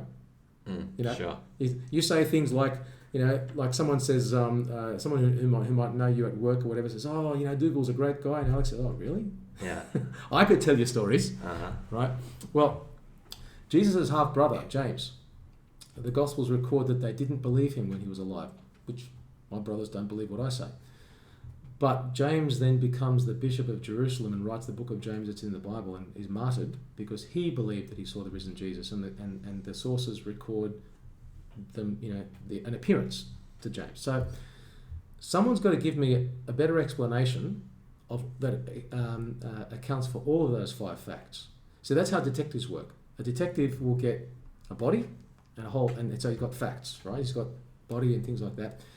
And then when he finds a person dead, there are basically only a couple of possibilities. Misadventure, in other words, accident, suicide, natural causes, or murder. So what the detectives do is they go and they look at, okay, which of those 4 explanations explains all that set of facts. And when you do that with the resurrection, the problem you've got is none of the other explanations, the natural explanations, the disciples stole the body, don't explain all the facts. Hallucinations don't explain all the facts. Okay, he didn't die on the cross and he was only seemed to, you know, they don't explain all the facts either. But the resurrection explains them all. So I just throw it out there and say, okay, you give me an explanation that explains all 5 of them, and then I'll listen. Sure. So sorry, I don't mean to cut you, but I'll use that as an example of showing how, when we're talking about explanations and theories, we've got to say, how well does it explain the evidence? Sure.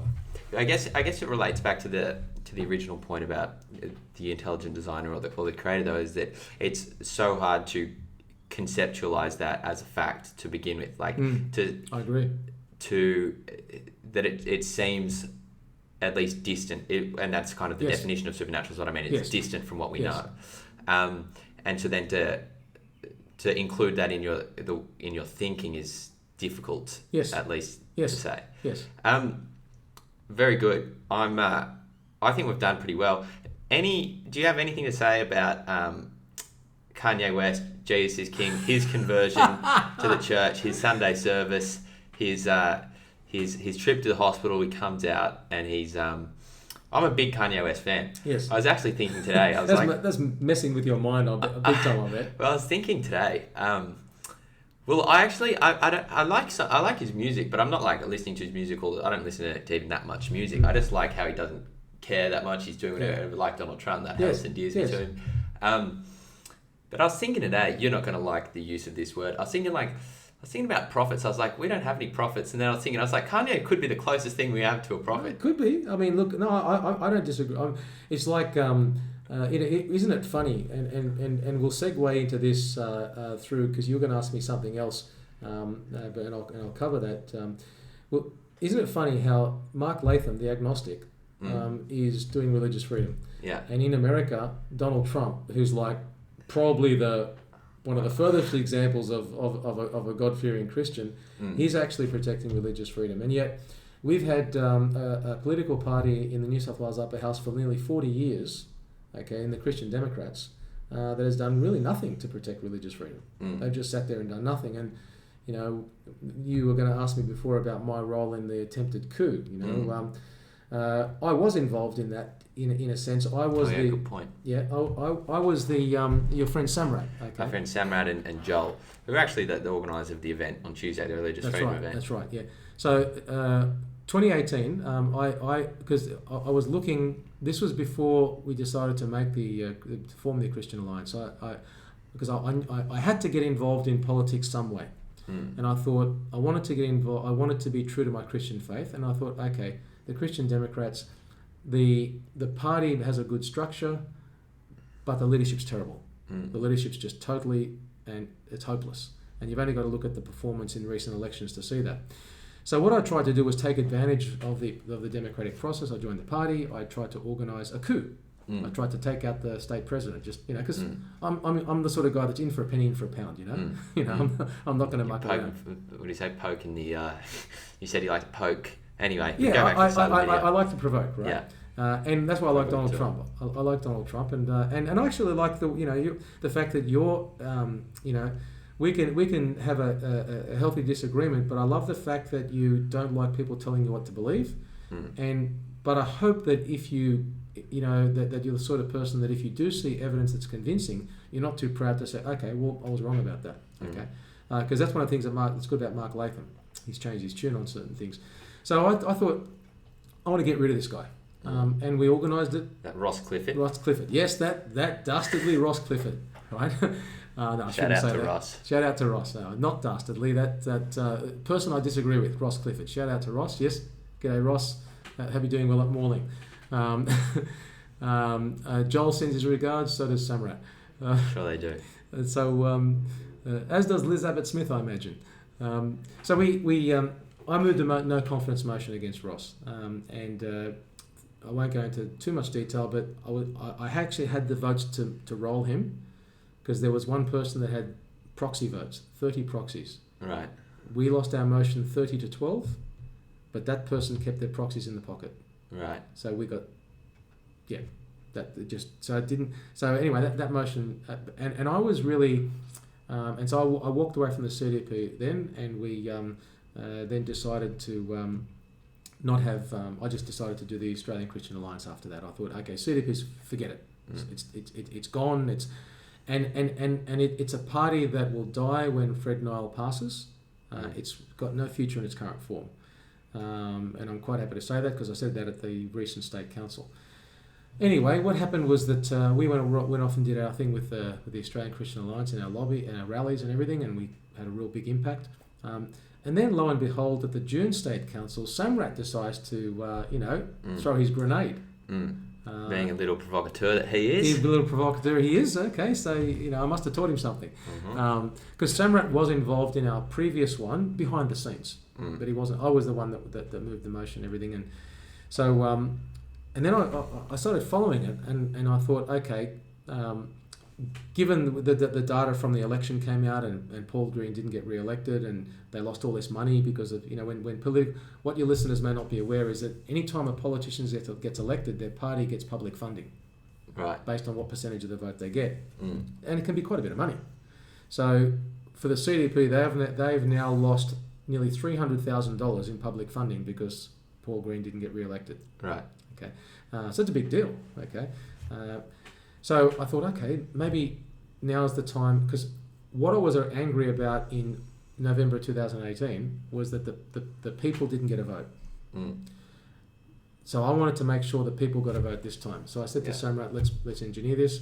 Now, does that mean I was going to be involved in the CBD? Absolutely not. I was going to walk away anyway. But I just wanted the people to have a vote. So we did that, and we lost. It was a fair call, 100 people there, they voted, we lost 80-12 or something like that. And I have no complaints about that, because just like the same-sex marriage thing, the people voted, they voted to keep the decrepit leadership that they have, and they're responsible. And I told them, you guys, the death of this party is on your hands. not theirs, not the board's. I said, because you voted, you know the facts now. I said, you voted to keep them, so they're not responsible for the death of the party. You are, because you had the chance to vote them out. And so that's how I came into the Samrat and the CDP thing. Sorry, you were, and so where that was a segue into. It was a segue into Kanye West. Kanye, that's right. Yeah. So Kanye, okay. Kanye's got a fundamental problem.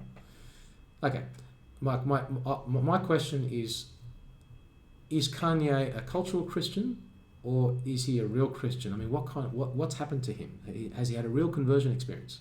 Okay, now I'm just asking that, right? If we assume he's had a real conversion experience, that means that he doesn't really have an option. Jesus is Lord. Okay, Jesus is not my friend, or Jesus is not my homeboy, or Jesus is not my best mate, like you see some t-shirts. Jesus is Lord. That's what the Bible says. And Lord is Lord. You surrender. You know, he's the boss. My friend, my best friend and I were both Christians. He calls Jesus the main man. And that's our way we talk about it. So that means some of the things that Kanye used to like to do, he's not going to be able to do. Some of the things he may have liked to sing about before, he's not going to be able to sing about. Some of the people that may have wanted to perform with him, or it's going to cost him. And Jesus himself in the Gospel of Luke talks about the cost of discipleship. And it says, if any man wants to follow me, he must deny himself daily, take up his cross and follow me. So the question is Kanye willing to deny himself and follow Jesus? If he is, then he's going to have a fantastic outcome, because no one who follows Jesus has a bad outcome in my experience, who truly follows him, and my opinion. But it'll be a pathway that perhaps Kanye doesn't really know where he's going, and he may not want to go, and it may cost him. If it's not a genuine concern, it's still going to cost him, because then the Christians will see through that, and he'll be painted a hypocrite. So I think he's got to decide. Well, he's saying in his interviews that I've seen, all of the genuine things that you would expect him to say if it was genuine. Okay.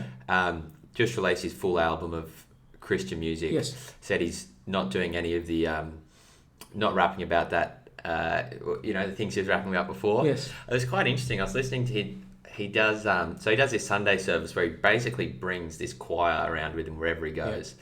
And they go around all different places, and they sing the songs that Kanye wrote on his album. Yes. And he does like a little sermon, like so. Okay, fantastic. And it's interesting because, as it might be the case with the fine line between genius and madness. Yes. He'll be doing his sermon, which might take like 20 minutes or something. Yeah. And he says nothing for like quite a while. Yeah. And everyone's kind of watching him, or he'll just say a few things which can't make sense of it. And then he'll get like a spurt of creativity. And I thought I was quite impressed by this one thing where he was saying I can't remember where it was, but he was doing a sermon, and he said to them, he's like, look, if you're a man on the block and the house next to you has got a child without a father, like you're the father in that house now. Wow. And you're the father on that block, and you set the example. And I thought that was quite interesting. Gave me like little chills on the spine. That's really cool. And it seems like the government is not going to help the black community in America. Yeah. The Democrats not, the Republicans probably not. Donald Trump's going to have a hard time helping it's not a government problem as far as I can tell. It's a cultural. There's a lot of cultural issues. There's violence and fatherlessness and whatever else, drugs. Yes. And I think it could be someone like Kanye who could actually fix it up. Yeah, look, I think you're right, and if he has to answer your question, if he's had a genuine conversion, there will be a cost, but what the benefit and the outcome and the results for him will far outweigh the cost, and who's to say that it won't impact the entire country? Who's to say that he won't become a prophet? Who's to say that he won't be the sort of person that leads... Because you're right, governments shouldn't be fixing this problem. It's a cultural problem. All governments should do... That's why I'm a big believer in small government. Governments... the government should just be like referees in a sporting association. Make the rules and let them play. You know, and may the best man win or the best team win. You know, the government shouldn't be interacting to make sure that everyone's got the right, that there's fair rules for everybody. But the government, the sporting association doesn't get in there and say, oh look, you've won too many games this season. You got to lose the next game. You know, if that team has a whitewash, great. You know, but equal opportunity. I'm all for equal opportunity, like Jordan Peterson. I'm not for equality of outcome. I want to have a better outcome than other people. So that someone like Kanye might be the one to wake the black community up in America to take ownership of this. So I think if he has had a genuine conversion experience, praise God, hallelujah, praise Jesus. You know, and he, you know, I would encourage him if he ever Kanye, if you ever, you know, see this, shout out to Kanye. Don't lose faith and don't stop, because if God exists, and if Kanye has been converted, then his plan will change. It won't just have consequences for him now, but it'll have consequences for the country after he leaves this plane of existence. Okay, good. I think that's as good a place as any to leave it. You've got your Australian Christian Alliance. Your event is, remind people, 30th of November. It's Saturday afternoon, 3:00 start, and all welcome. It's in Fairfield. The Assyrian and Cultural Club. Dugan we'll put the link in the description. Where else can people find you? They can find us at the on our Facebook page. If anybody wants any information, you can email me. Okay, at conmpg, M for Mary, G for George, P for Peter, at outlook.com. Put that in the description. Or I'm quite happy for people to text me. You know, okay. My number is 0416 288 887. People can text me. I'm not afraid of sort of strangers sending me a text message saying, you know, heard you here. You know, so our website is under construction. We've got a website, but we are trying to add a lot more stuff because things are just changing. So you would know when things grow rapidly, it's a bit out of control at the moment. Off the charts. It is. Okay. Well, we will. Thanks for joining us. Look at that! That camera busts off. I'm going to quickly fix that for the outro. Yes. Well, that means we just got on to. Go back to 2 hours. You can have it as a two-part. There's a two-part outro, yeah. Yeah, no two-part thing. I don't think I'm going to put the whole 2 hours up, but. Well, we'll see. Well, thank you for being with us. It's been great having Dr. Con. Pleasure. Covered a lot more than I thought we would, but I enjoyed it, so I was happy to go. Yeah. I was just letting you, lead it off. And look, I think what you're doing is great, and the fact that you're willing to tackle stuff that people maybe they don't want to talk about it, or it's just like, I don't mind tackling controversial subjects, and if you want me back on again to talk about something controversial, it'll be fun. I hope so. Okay, well, we'll see you next time. If you like it, make sure to like and subscribe, leave a comment. You can find us on Facebook and Instagram, and if you really like us a whole lot, you can support us on Patreon. Anyway, we'll see you next time. It's been fun, and that's all I got to say. Thanks.